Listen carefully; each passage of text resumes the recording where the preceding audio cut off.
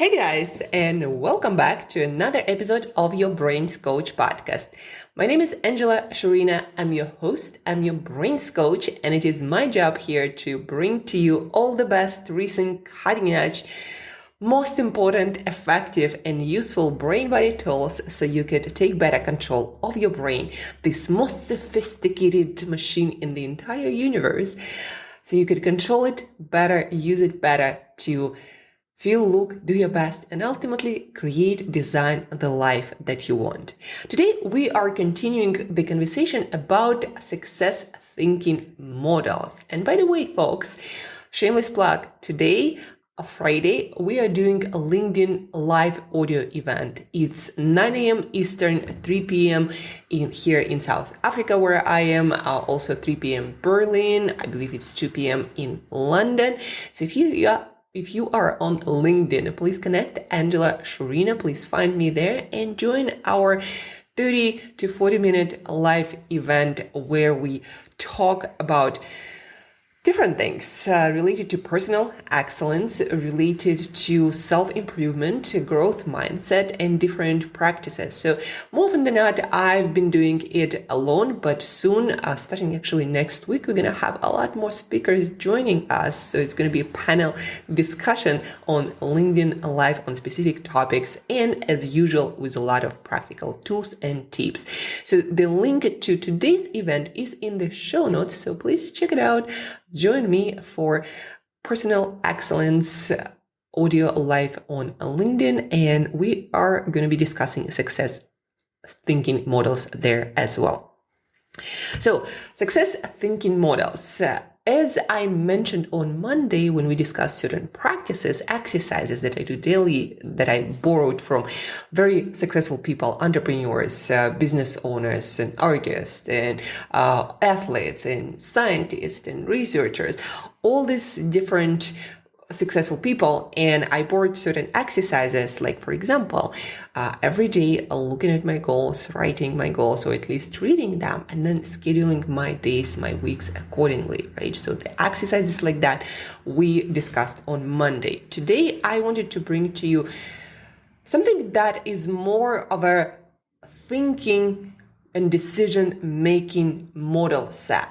So what I mean by that is what I learned listening to a lot of successful people and learning from them is that they truly think differently. They approach the world and problem solving in a different way. It's like we look at the same thing, but our minds go different directions, take different turns.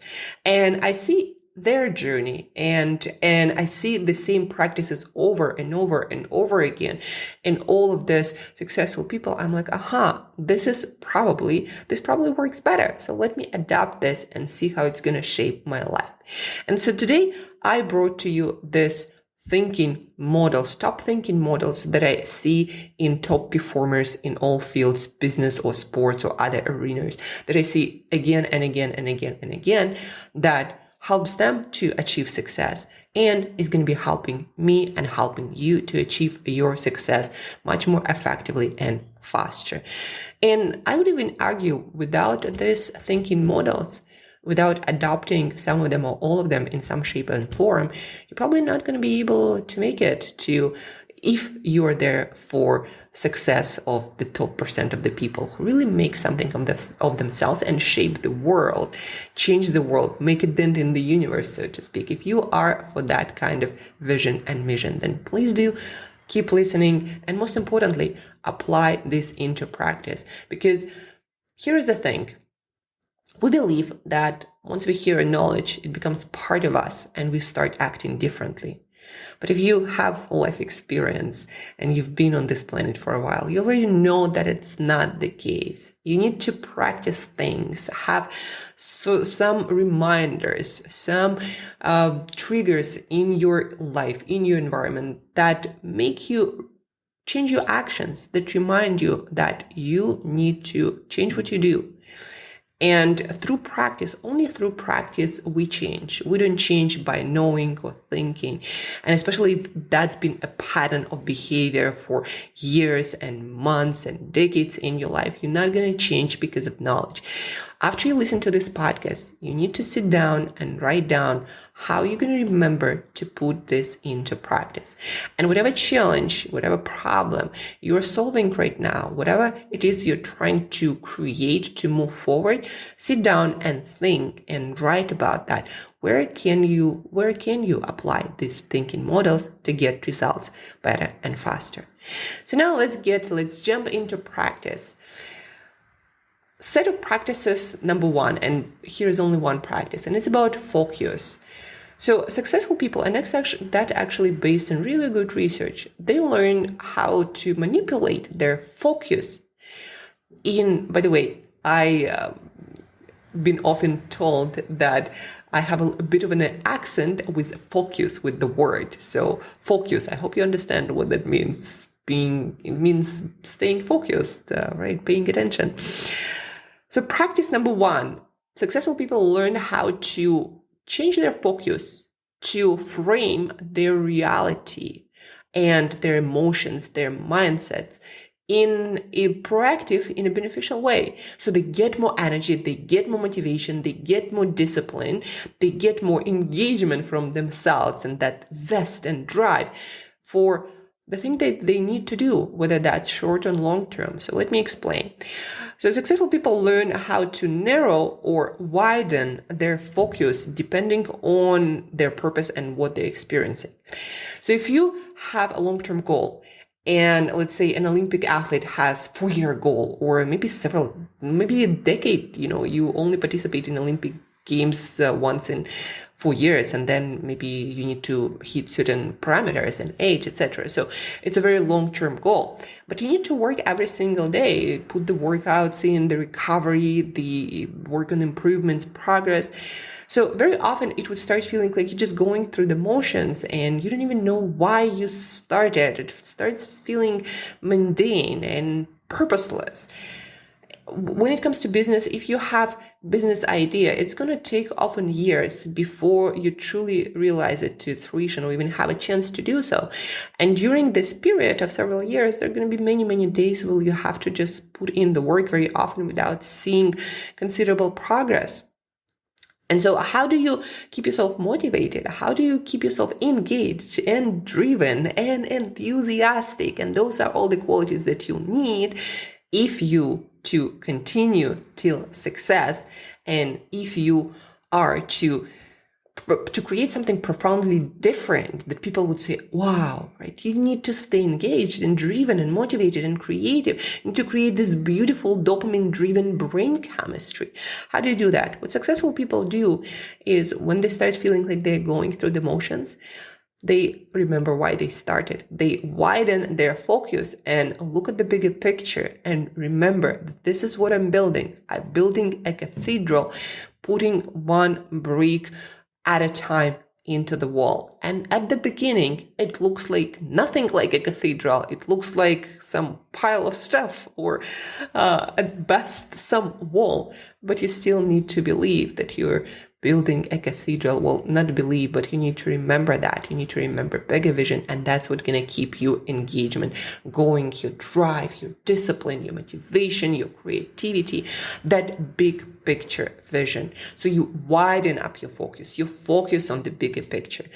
Last week, I was climbing a mountain, and a friend of mine there said, you know, Angela, what helped me to climb a bigger mountain? And when it was bigger, it was taller, it was taking several hours, and very often you wouldn't even see the end of it. You would just see this wall, and it's like endless. What helped me to get to the end is thinking of this bigger mountain, this bigger vision of my mission at the moment that I'm climbing, that I'm delivering on one step at a time.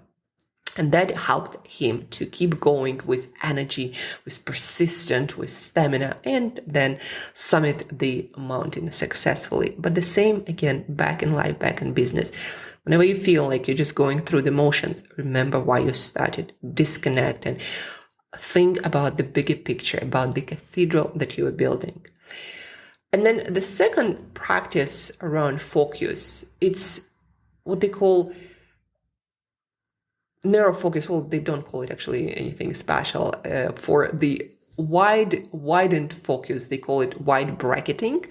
And yes, for narrow focus, I believe it's the opposite, narrow bracketing. So the book Emily Balcetis will tell you better. Clearer, better, stronger. The way successful people see the world. Blanking out on the name of the book, but the idea is Emily Balcetis, she's a neuroscientist from New York, and she studies motivation and focus in elite performers, and she's a neuroscientist, so she gets into the science of it. And in her book, she introduced this concept of narrow focus and wide focus. And so narrow focus is used when the distance, like that back to that mountain or back to that cathedral, maybe it is overwhelming for you at the beginning to think about the bigger vision of the whole mountain.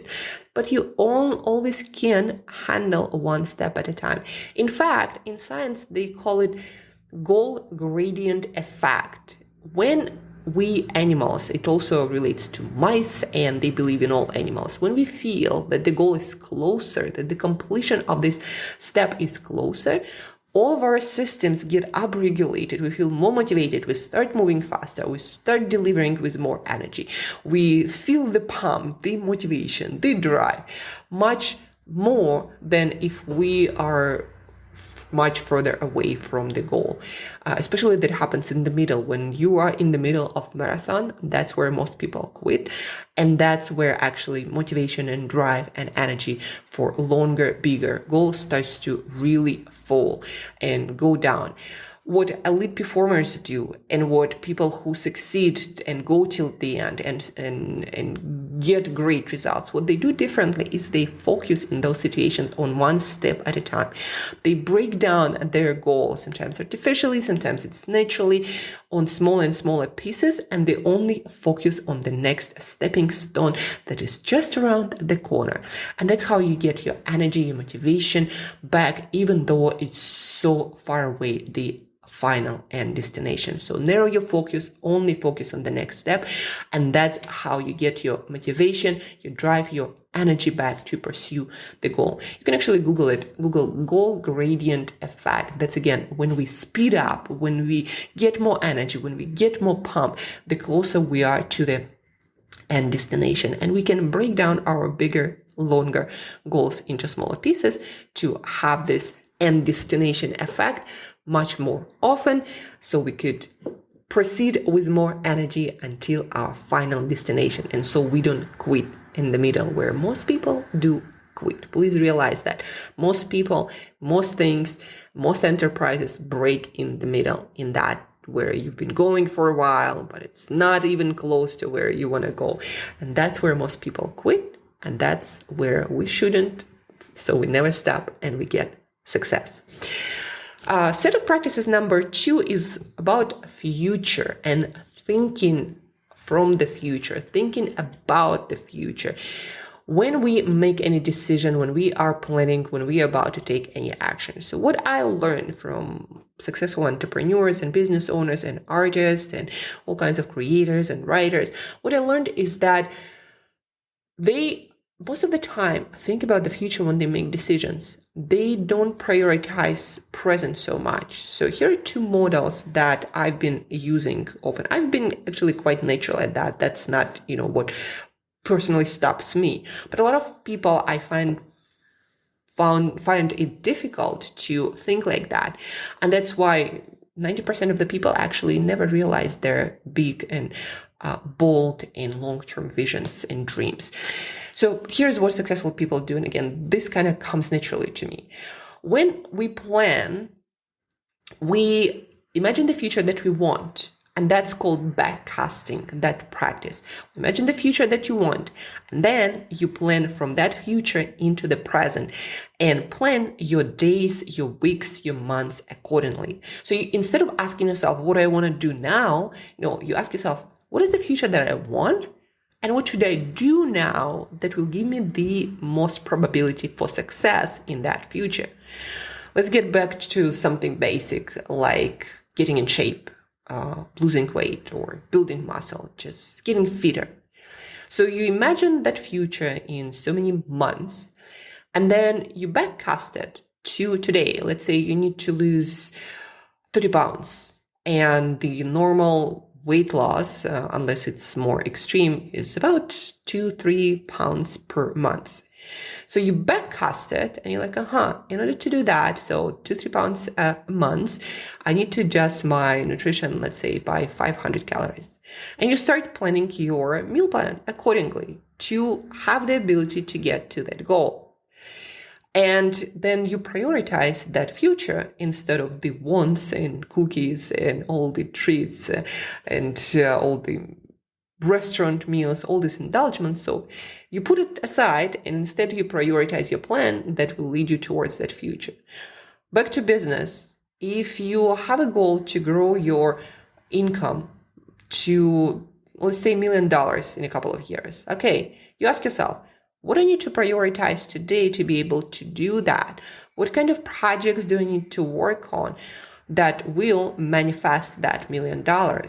And if you've been in business for a while and you've been talking to people, you've been studying and learning, you know that certain things have much higher probability to bring you to $1 million income than others. Like, for example, if you're a coach, I'm a coach, and you work one-on-one, the probability of you hitting $1 million a year is close to zero if you just do one-on-one. So you need to scale yourself, and you need to, and the way to do that, there are many different ways.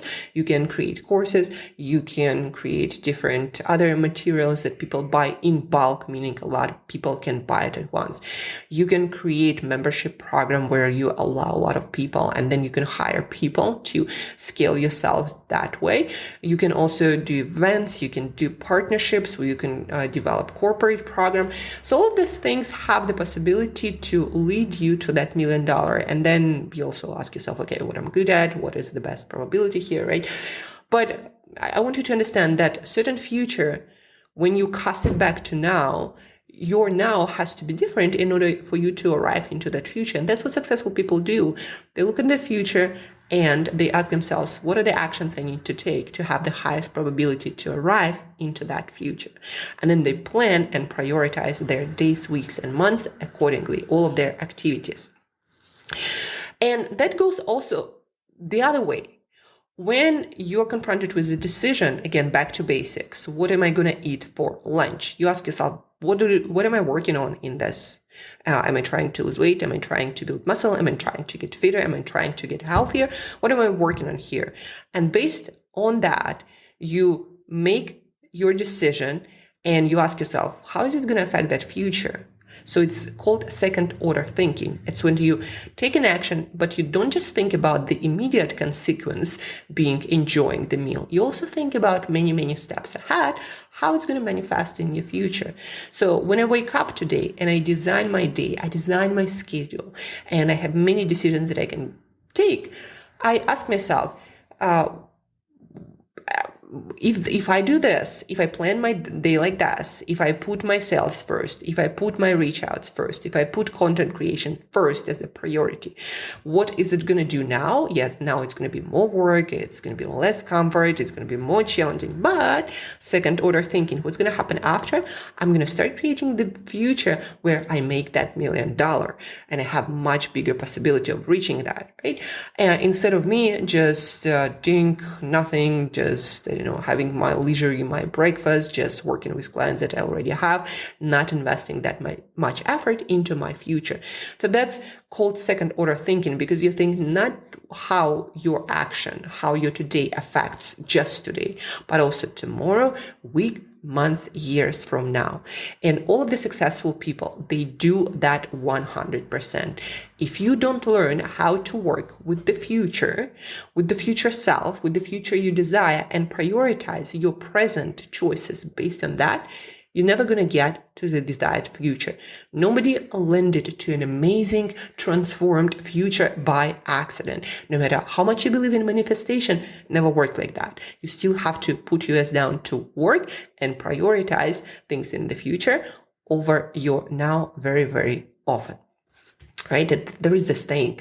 Choose what you want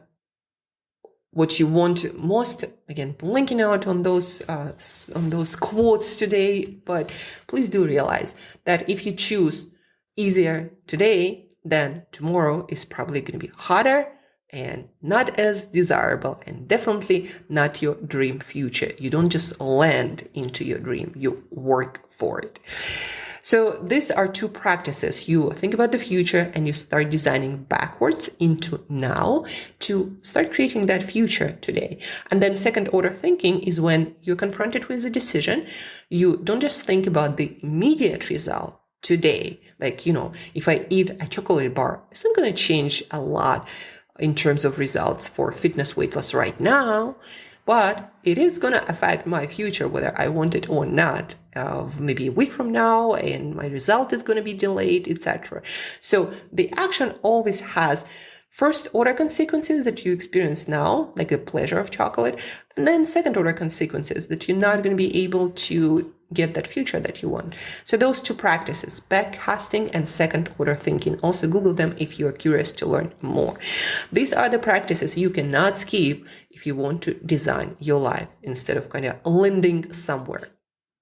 And the third set of practices has to do with achieving results more effectively. And these models I learned from a few people, couple of books, few people. One is from Alex Hormozi, who really helped me to understand the word leverage when it comes to personal work. So these three thinking models and designing or creating solutions for the challenges you face, I'm still working on that. But what I noticed and what I learned from others, this is how successful people think. They don't think linearly, like, what do I do to solve this problem, that the first thing that comes onto my plate. They dig a little bit deeper and make different decisions, and that's why they're able to get results faster and more profoundly bigger. So let me explain to you. The first thinking model, decision-making process is called who, not how. That I learned from Dan Sullivan, the co-founder of Strategic Coach, one of the biggest business coaching companies for entrepreneurs. So who, not how. What it talks about a couple of things. When you're faced with a problem, with a challenge, with the result that you want, you don't yourself, how can I do that? Like, how can I create new business model? How can I deliver all this content? How can I find a solution? No, instead you ask yourself, who already solved this problem and how can I get this solution from them? Or you might also ask yourself, who already does much better job at that, and is there a way for me to partner with them, to align with them so they do what they're really good at and I also add value to what they do with what I'm good at, and we create something bigger, better, and we'll get to work on what we love and get bigger, better results, and my problem will be solved without me having to develop this completely new skill set. Another one is when you're thinking about a problem, like for example, you want to get more leads, you want to get more customers. You might ask yourself, again, who, not how. Who already has my customers? And how can I deliver more value to their customers so they look better, their offer looks better, they get to make more money.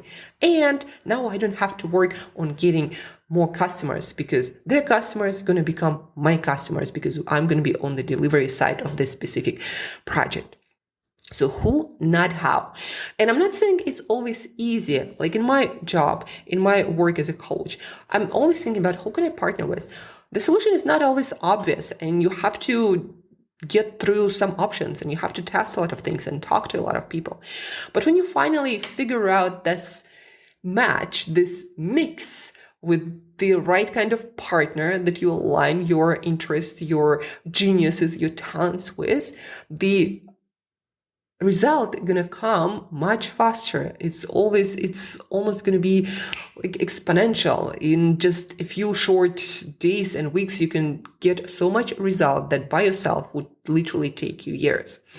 So another part of the same who, not how. Can you hire a person to do the thing you're not good at, and then you can double down on things that you're good at, and that person will take care of the other side, and then you can develop and sparkle and to blow up much faster than, again, if you were just to try do everything by yourself, and you're probably not going to be as good as that person that you hire, and it's going to be taking you a lot longer. And that's definitely where I'm looking at as the next step for me. Okay, how can I delegate, for example, content editing and promotion it to people who actually know that better? Because I am good at creating frameworks, solutions, thinking models, different packages for like coaching or for skill acquisition, but I'm not that great at putting it into final detail of specific video or specific, post on Threads or Twitter. Writing I kind of love. I'd love to develop more. It helps me to develop clear thinking, but other stuff like video editing, not my thing. I'd love to delegate that as soon as possible to someone. Right? So who, not how. This is first. And again, for me, it's also not my second nature. I had to learn it. I was raised, do it yourself, figure it out. But very often, it's not beneficial to you, to your business, to your customers, or to someone who you could partner to work like that. We actually, and most of the business owners, they got much faster to where they are because they collaborated, they aligned with someone, they delegated, they asked themselves who, not how. They didn't try to do everything by themselves. So that can be a whole it can be very transformational for you and for your business, guys, if you truly apply it. The second thinking that it's not it's not so obvious, and most people don't think that way. I want to warn you. But that's how every single person that you admire who built their brand from scratch, who is now world known and has millions and billions in profits, they all did this, from Amazon to Elon Musk to whoever you want to call, like anyone you admire who achieved really, really, really outstanding results. They all did this. So this principle is called Pareto principle, 80-20. It's kind of ancient. I believe it was mentioned first in 17th or 18th century. And so it's called Pareto principle, but then it was put in different business models and different kind of frameworks to get results, to get better, to be recognized as a world expert much faster. So Pareto principle, 80-20. By the way, 80-20, it's not the exact proportion. And there is a book, the 80-20 principle. Look it up. It's a really good book. They just came out with a new edition, and it will tell you exactly how it can work for different business ventures, but also for your life. So 80-20 is the principle that says that 80% of your results are going to come from 20% of things you do. For example, 80% of results come to me from my writing, from my content. It's been like that in my career for a decade now. I want to change it because it doesn't seem to allow me to scale, but I still believe that at the end, I'm going to get back to creating more profound content, and that's going to bring me millions and billions. So those are the 20%, because the rest of the time I spent looking for leads and sales or working with my current clients, right? So, but that 20% brings me 80% of the results. And if I double down with the right who, I will get a lot more results. The whole idea of 80-20 is when you learn what 20% of your actions bring you 80%, let's say, of your clients, you can then double down on those 20% and increase them. And so the percentage of result that you get going to grow exponentially, right? You dial up that volume on the 20%, and your 80%, the results going to become exponentially bigger. The same goes to your personal life. What they noticed, researchers and scientists and writers, is that 20% of activities in your life bring you 80% of your happiness. So whenever possible, focus on that 20%. Like for me, spending time in nature, spending time with like-minded people, doing sports and all kinds of active things, not things like going to a restaurant or even to a movies or to some social event, like going out at night. Those things bring me like very little, if any, happiness. So I don't maximize them. I maximize other 20%. 80-20, the same thing. And when we speak about success and ultra successful people, they found thing that brings them the most recognition, the most business, the most progress in their life, and they doubled down on that thing. Like, for example, for Tim Ferriss, his podcast, he made it exceptional, world class, literally one or the best in the world, and that brought all the other opportunities. And you take an athlete, the more athlete specializes in one specific area, the more they become masterful, the more we know them as world's greatest. We don't know people for all these many different small things. We know them for one specific area where they really focus. That was the 20 that was bringing them 80% of results, and they doubled down on that. And that's how they blew up. And then after that, after you blow up, you can start going into different directions and pursuing other different paths if ever that's needed. But most important takeaway from here, to ask myself, I ask myself every day, what is the 20% that brings me 80% of results?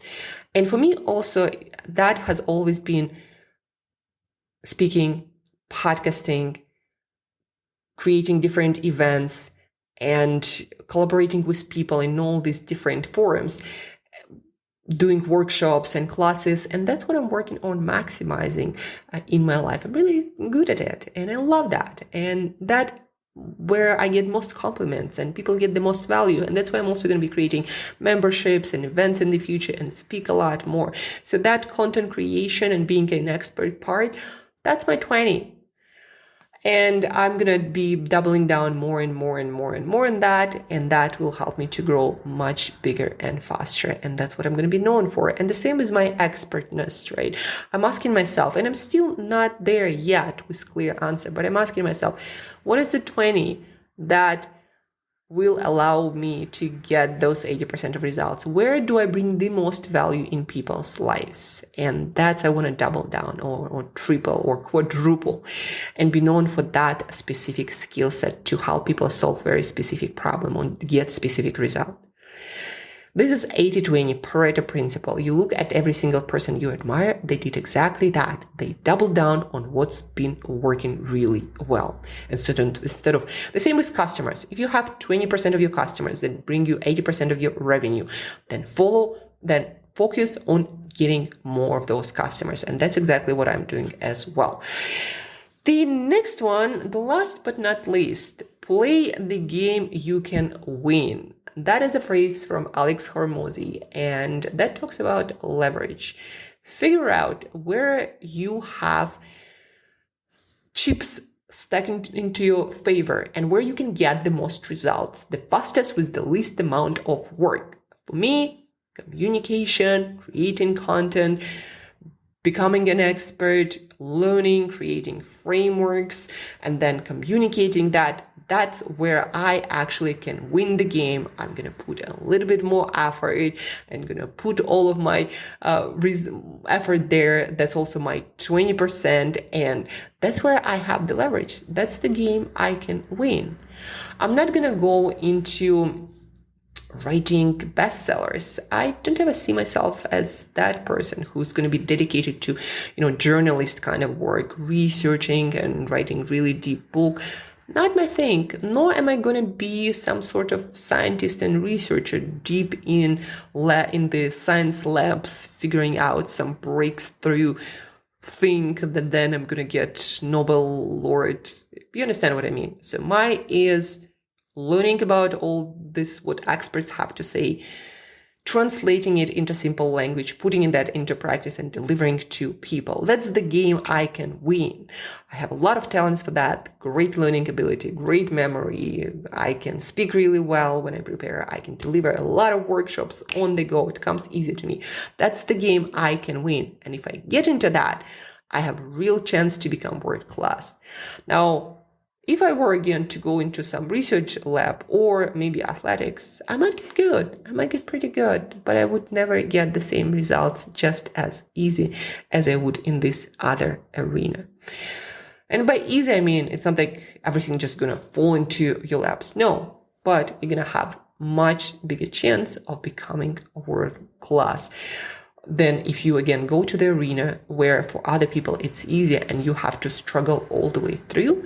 That's not the game that you can even probably win, because that other person might have talent for it, might have work ethic, and they're gonna outwork you, outdo you any single time they try, and you're just gonna be catching up all your life. So figure out the game that you can win and play that one.